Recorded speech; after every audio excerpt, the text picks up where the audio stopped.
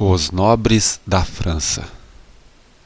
Na França, antes que o nome de Lutero fosse ouvido como reformador, já o dia começara a raiar.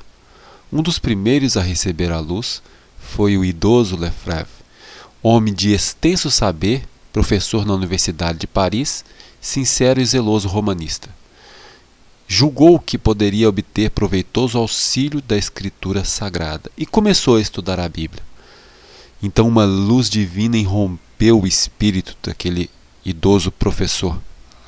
Com espanto e desgosto, abandonou a tarefa que se propusera e dedicou-se à palavra de Deus. Pôs-se logo a ensinar as preciosas verdades que descobriu na Bíblia. Entre os discípulos dele, houve alguns que ouviram as palavras avidamente. Um desses foi Guilherme Farel. Era um devoto romanista e ardia em zelo para destruir todos os que ousassem opor-se à igreja. Ele declarou que ele rangia os dentes qual lobo furioso quando ouvia alguém falar contra o Papa. Mas Farel aceitou alegremente a verdade. Em vez de ter o coração assassino de um lobo, ele voltou tranquilamente, qual cordeiro manso e inofensivo, com o coração desviado do Papa e entregue a Jesus Cristo.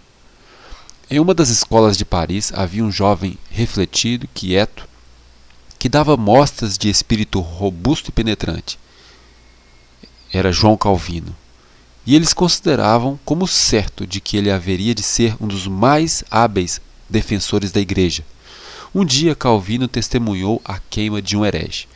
Ficou maravilhado porque aquela pessoa tinha uma expressão de paz que esboçava no semblante de mártir. O jovem estudante dolorosamente contrastou com seu próprio desespero e escuridão. Ele estava em desespero e escuridão, o mártir estava em paz. Embora João Calvino vivesse em estrita obediência à igreja. Na Bíblia, sabia ele, fundamentavam os hereges a sua fé. Resolveu então estudar a Bíblia e descobrir o segredo da alegria deles. Na Bíblia achou a Cristo.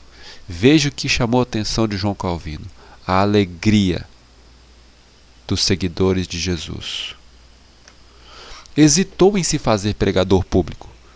Ele era naturalmente tímido, mas ele deu início à sua obra e as suas palavras foram como orvalho que caía para refrigerar a terra. Ele começou o trabalho nos lares, nas casas. Rodeado dos membros da família, lia as Escrituras, desvendava as verdades da salvação. Enquanto nas universidades ecoavam o rumor das discussões teológicas, Calvino ia de casa em casa, abrindo a Escritura ao povo, falando de Cristo, o crucificado. Temperança, pureza, ordem e trabalho estavam a tomar o lugar da embriaguez, libertinagem, contenda e ociosidade na sua cidade. Os reformadores franceses decidiram desferir contra a superstição de Roma um golpe audaz. De conformidade com isso, em uma noite foram afixados por toda a França cartazes que atacavam a missa. Esse trabalho, em vez de promover a reforma, era um movimento zeloso, mas era mal interpretado. E isso acarretou ruína, não somente para os propagadores, mas para os amigos da fé reformada em toda a França. Deu aos romanistas o que eles desejavam, um pretexto para pedir a destruição completa dos hereges. Os cadafalsos foram distribuídos por todos os bairros de Paris. As fogueiras arderam durante dias sucessivos. E toda a cidade habilitou-se a ver que espécie de homens as novas opiniões produziram. Não havia púlpito como a fogueira do mártir. A cultura intelectual não é salvaguarda contra a intolerância e perseguição religiosas.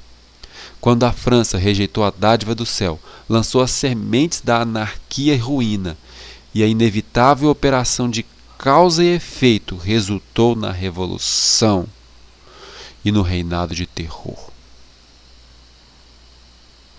Nesse tempo fora criada a ordem dos jesuítas.